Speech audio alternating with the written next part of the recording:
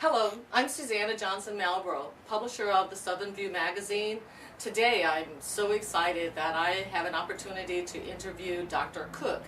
And Dr. Cook wears many hats. Today we're going to find out a little bit about Dr. Cook, maybe 3 of the hats that she's wearing. So hello. Hello. Dr. Louella Riggs Cook. Correct. All right, Dr. Cook, before we get into, talking about the different hats that you wear, tell the audience a little bit about Dr. Cook. Well, it's going to be very brief because it's okay. I'm a native of Church Point, where the good things grow. Ooh, okay. I graduated from USL, which is now UL, in education.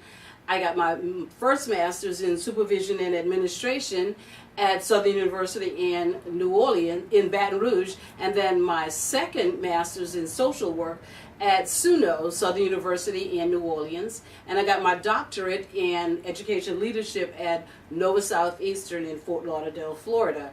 I am a retired, quote, administrator from the Lafayette Parish School Board for 32 years, wow, where awesome. I was a teacher, an administrator, well, an assistant principal, and then a principal, all right. and then a principal. Okay. And I retired to become acting superintendent for 2 of the charter schools here in Lafayette. One is Acadiana Renaissance, which is on Savoy Road in Youngsville, and Lafayette Renaissance, which is on Pont de Mouton. And I own Lowe's Boutique, and I am a transitional coordinator for the Lafayette Parish Sheriff's Office. Okay, that's a mouthful. But the thing that I'm most proud of is I am the grandmother of 2 awesome and beautiful children, Khalees and Christian. Khalees. Correct. And Christian. Yes. Boy. Girl. The young lady is 13 and her name is Khalees. Okay. And the grandson is Christian and he's 7. 7. Yes. Okay, that's wonderful. Okay, she said she didn't have much to say, but she did. Okay, and she's already told you pretty much about the hats that she wears. And I do remember when you were in education, you've been in education forever. Yes. So it seems fitting like right now because Dr. Cook is the board president of the Lafayette Charter Foundation. Correct. So in that role, tell the audience about your role as the board president, and we'll talk a little bit about, the Charter Foundation.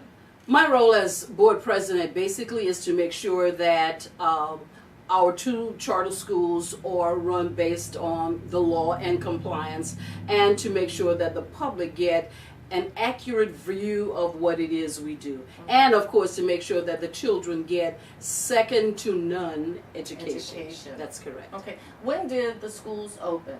Our school, this is our 3rd year. Okay.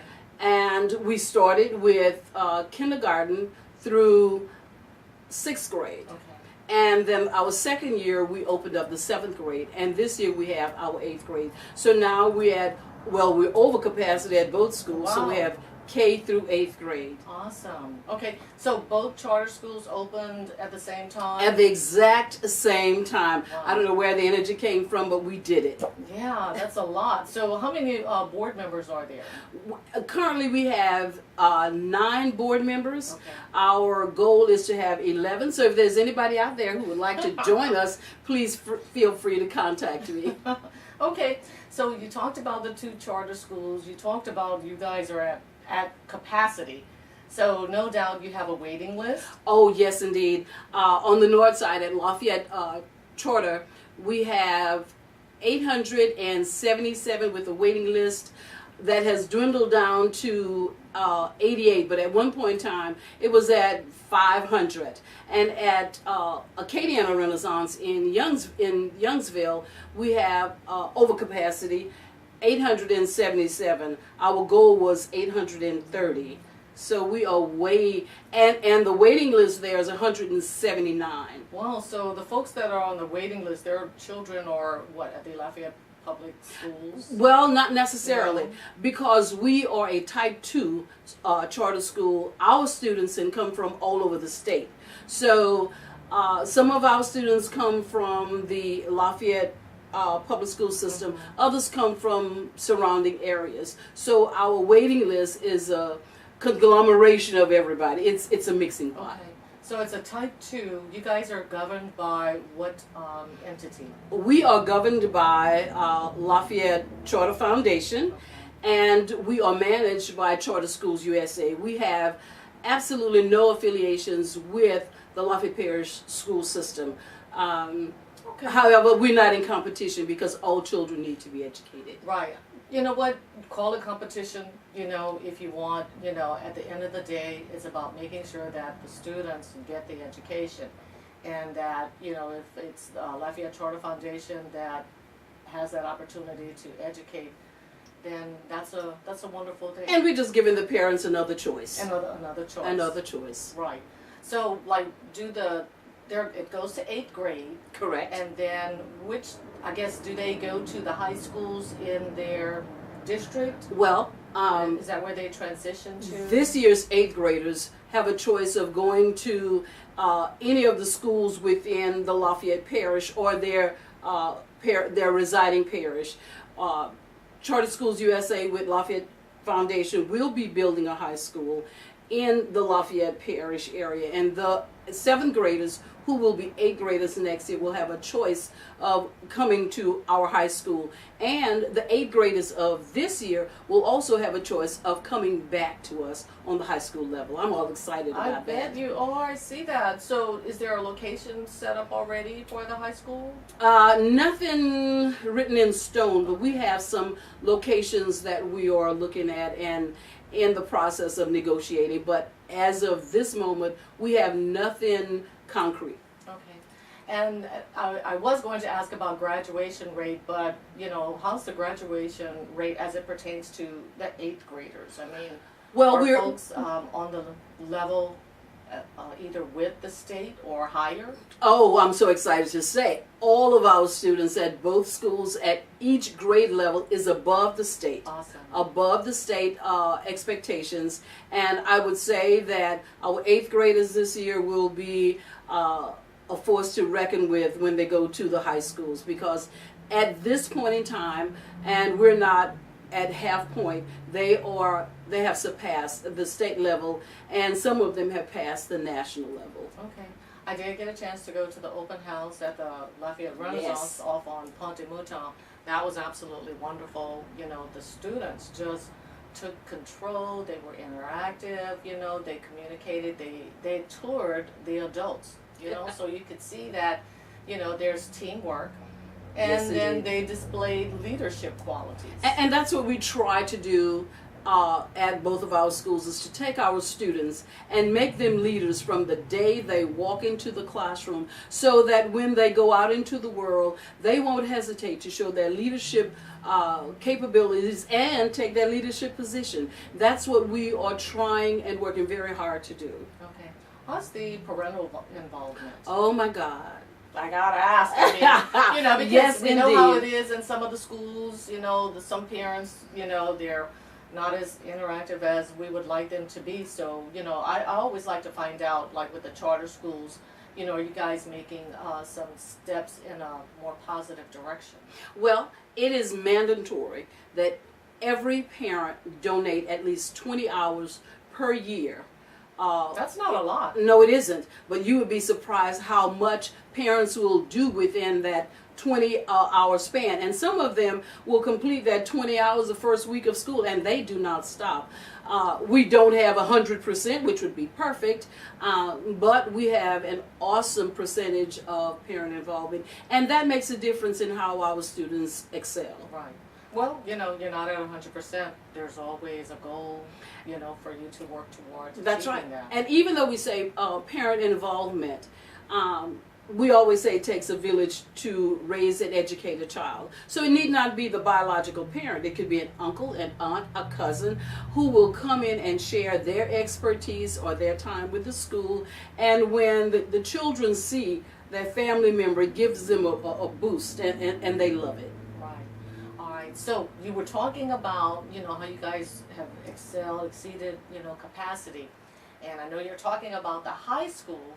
Do you guys have plans to, build maybe another elementary school? No, we do not. Okay. At this point in time, we do not. We want to take the two schools that we have and the high school that we will build to the 25th century with technology being our focus. We don't want to spread ourselves out too thin so that we will not give the children the best and all that they deserve. So we, at this point, we are limiting ourselves to 2 elementary, middle schools, and 1 high school. 1 high school. Correct. All right. Wow, there is no doubt a need. Oh, yes, indeed. Oh, yes, indeed. There is a great need, and I would just like to applaud the Lafayette Parish school system for getting ready to build their high school in Youngsville area. Mm-hmm. It is needed, and before long, they will need another high school on the north side. It is definitely needed. You know, Dr. Cook, what that really tells us is that Lafayette is growing. Oh, yes, indeed. Lafayette is growing, and the Lafayette Parish public, school systems really just do not have, the availability, the space Correct. to accommodate, the growth.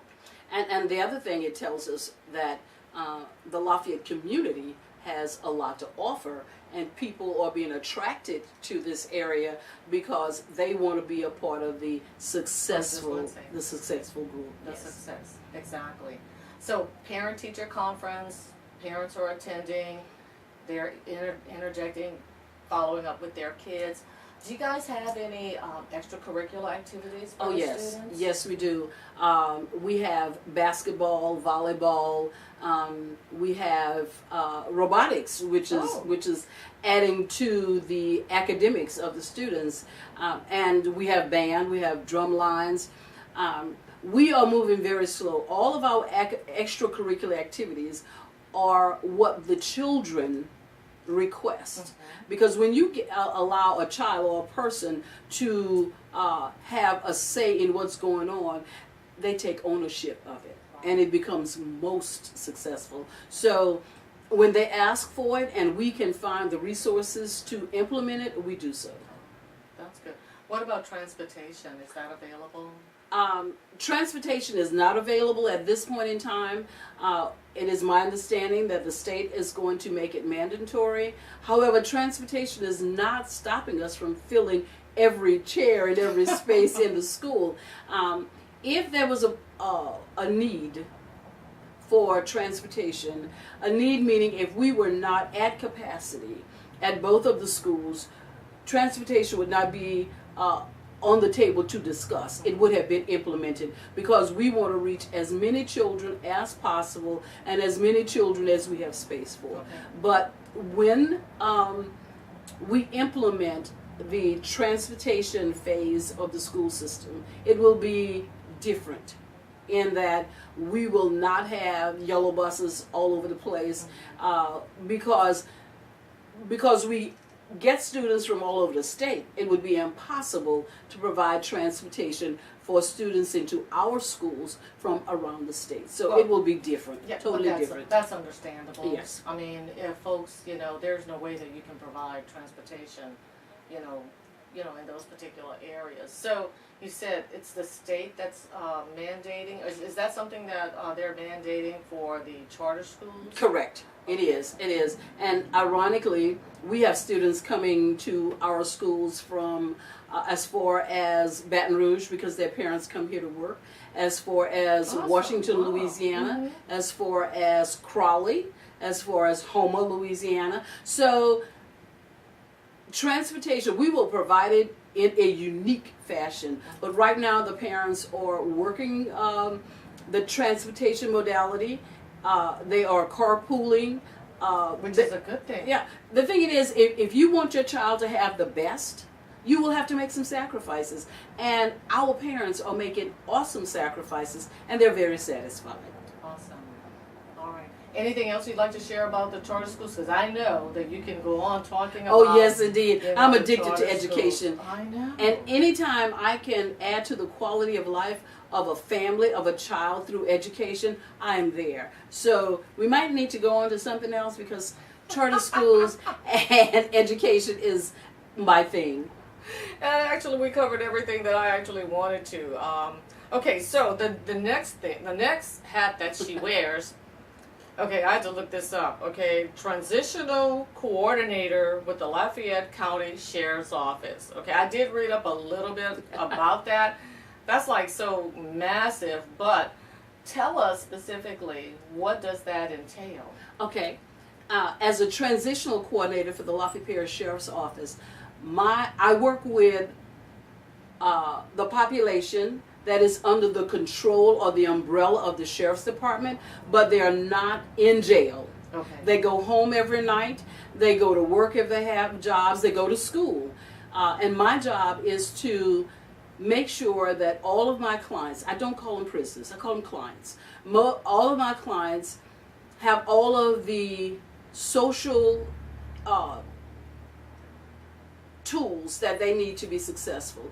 I make sure they have housing, food, shelter, clothing, a job. I teach job skills, employment skills. I make contacts with the resources in the community to assist. And sometimes we have clients who are not from this parish. So I do family reunification, getting them back in touch with their families.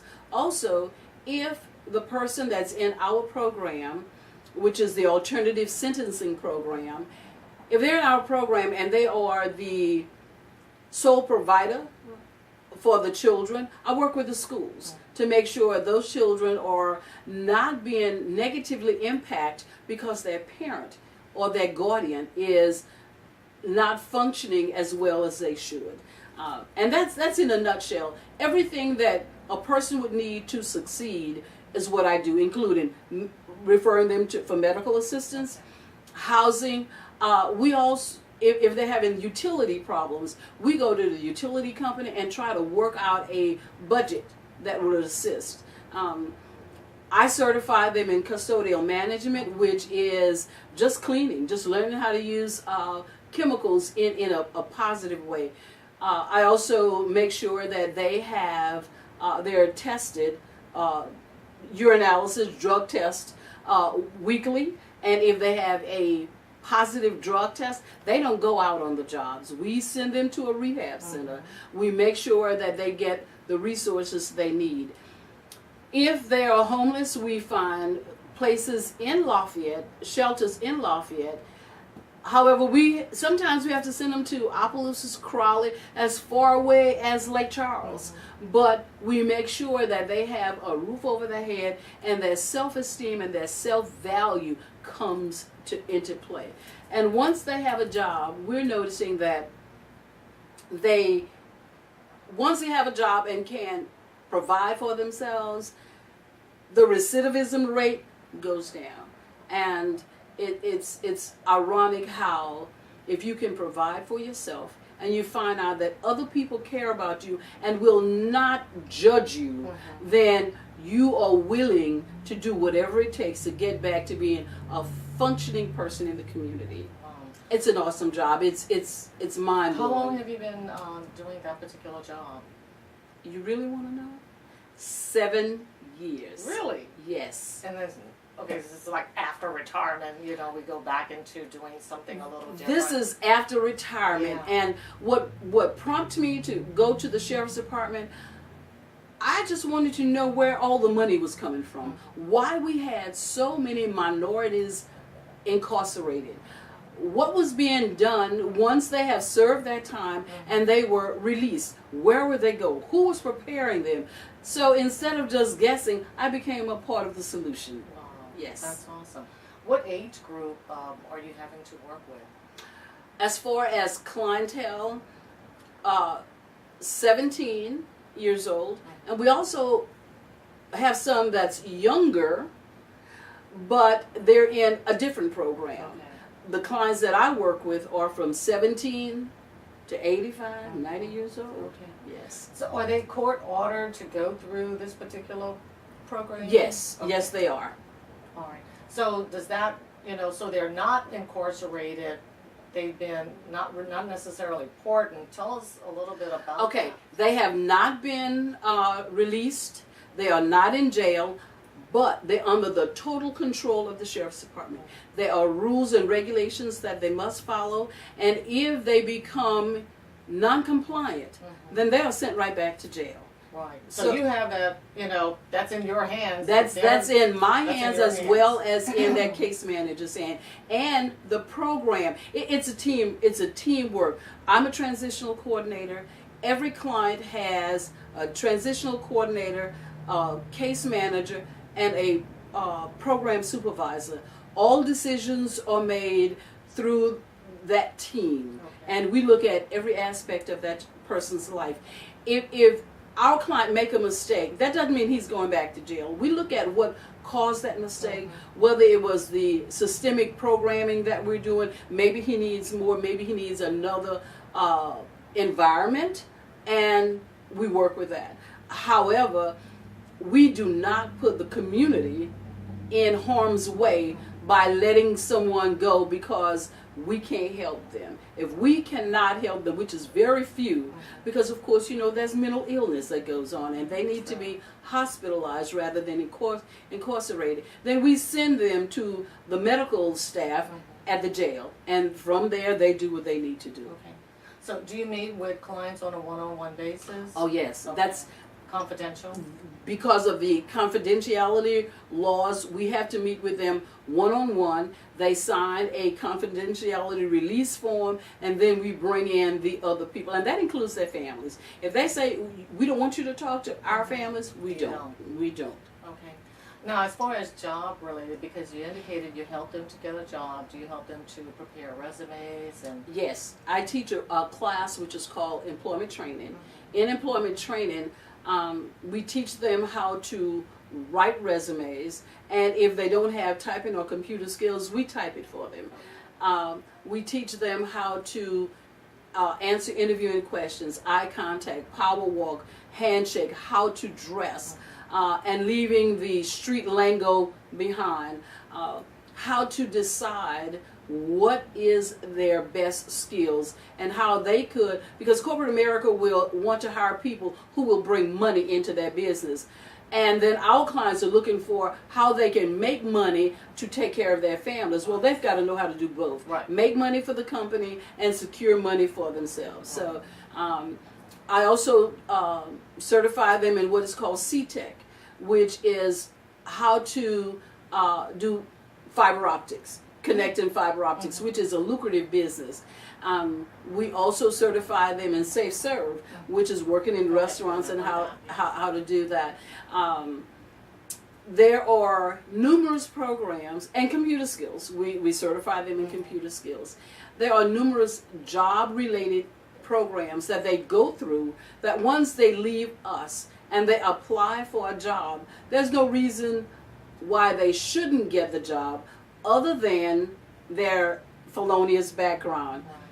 And we take care of that too, because there is a tax incentive from the state, whereas, that's right, whereas when the employer hires one of our clients or any person with a negative background, they get a tax incentive, which is awesome. And if you keep that person for a certain amount of time, they get part of the salary back, plus an increase in the tax benefits. A win-win. Yes, a win-win.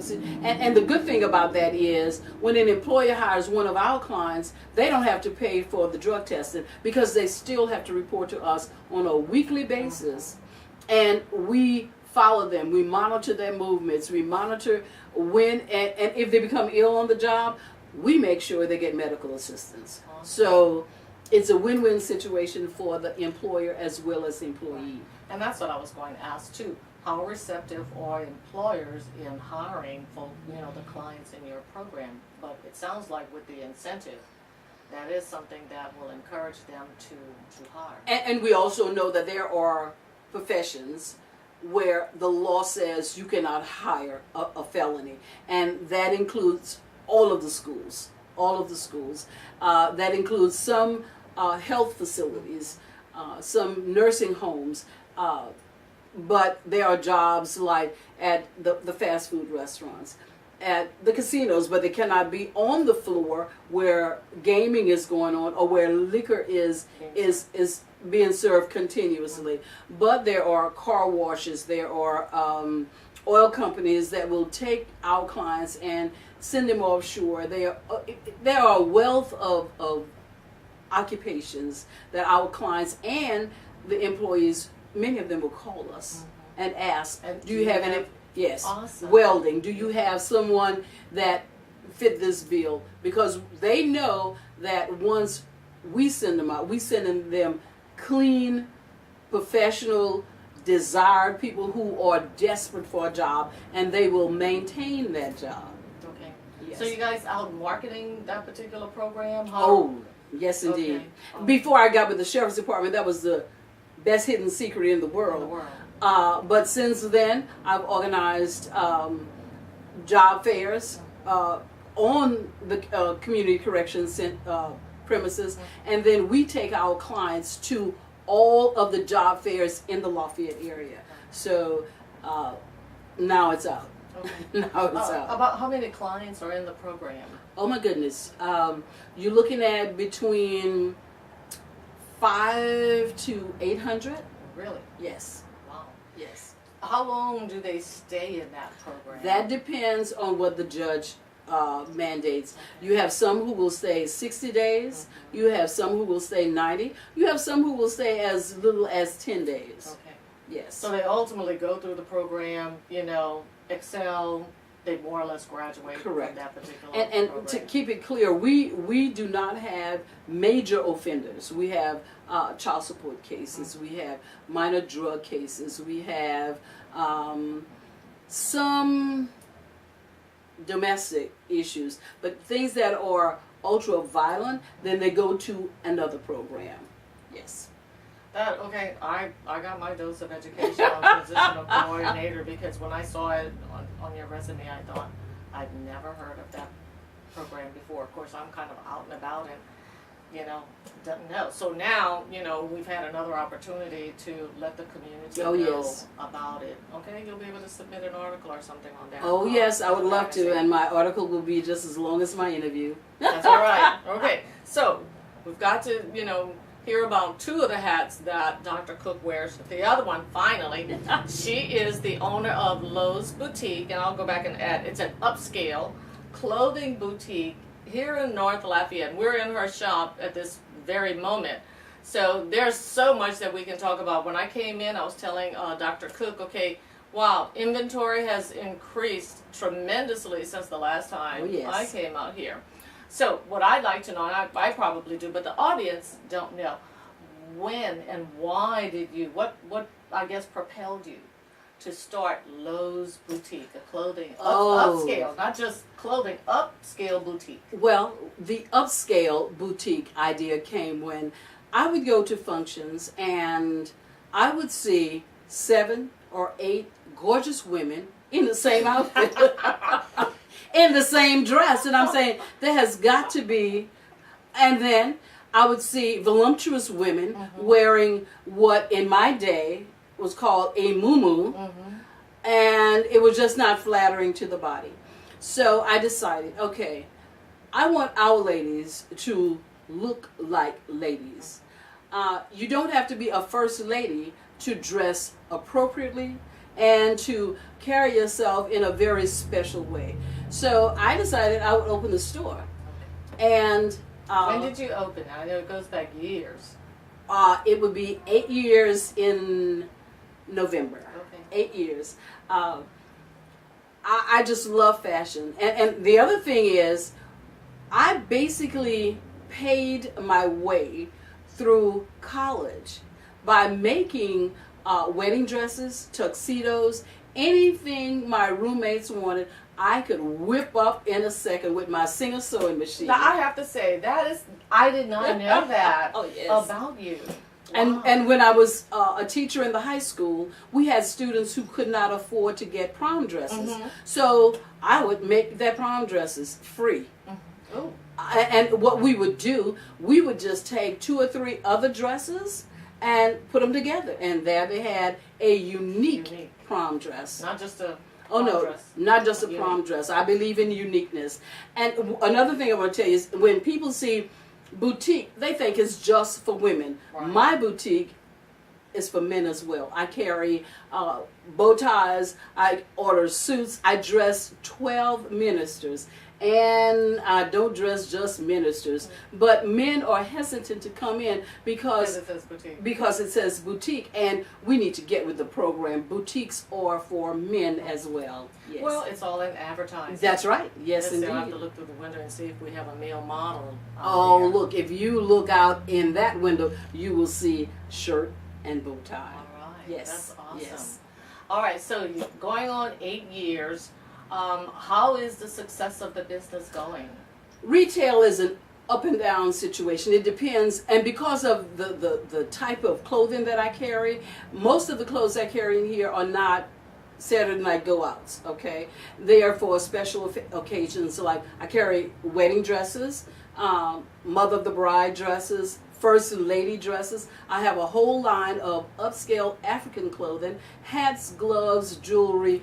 I'm looking around. So I see. it depends. If you are going out to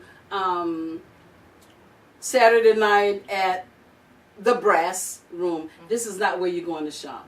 But if you're going to a wedding, if you have a ball, if you have a special occasion, an anniversary, Lowe's Boutique is where you need to shop. If you belong to any church group, any auxiliary, I carry the suits, and if I don't have them in here, I can get them within 3 to 4 working days. Right. Yes. Okay.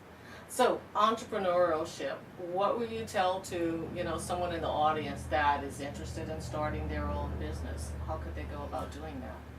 It's very simple, but know exactly what you want to do before you even look for a building, because if you are looking to do one particular item, then your location would have to be in the area where the need is. The other thing is, don't be afraid to fail.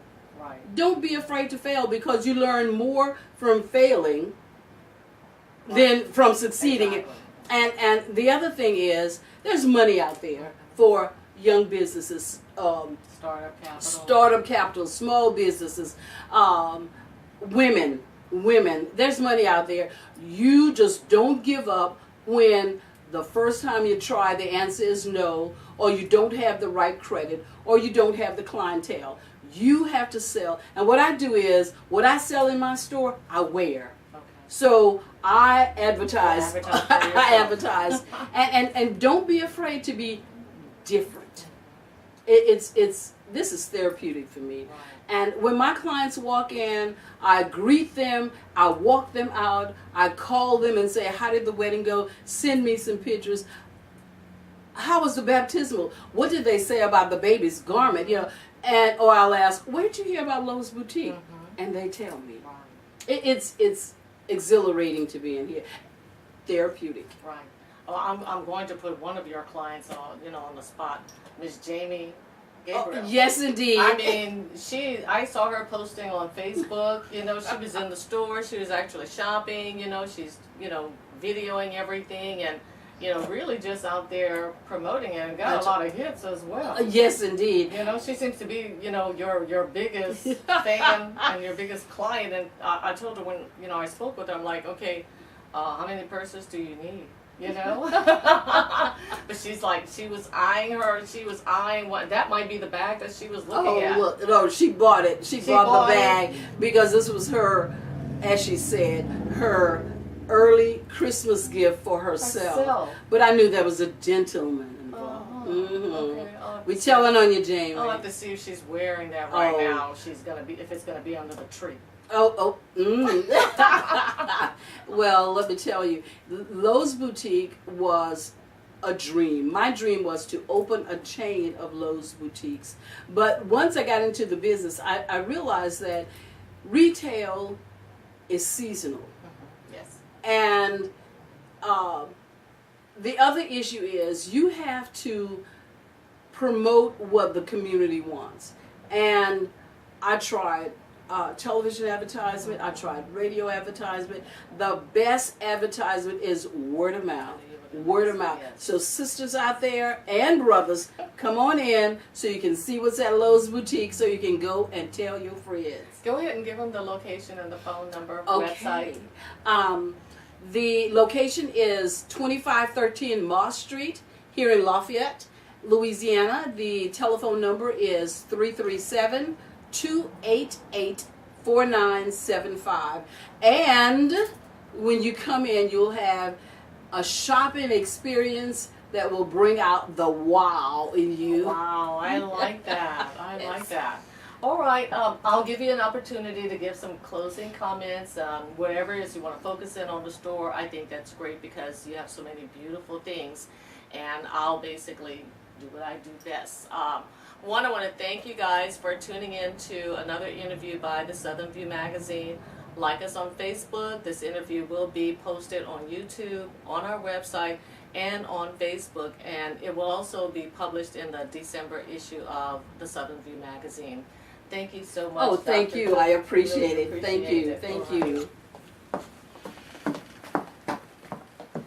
As far as closing remarks, as you were told, I have several hats. So what I'm going to say is going to apply to all three hats: the school system, the correctional facility, and Lowe's Boutique. In order for any of our children to be successful, we need parent involvement. We need mentoring.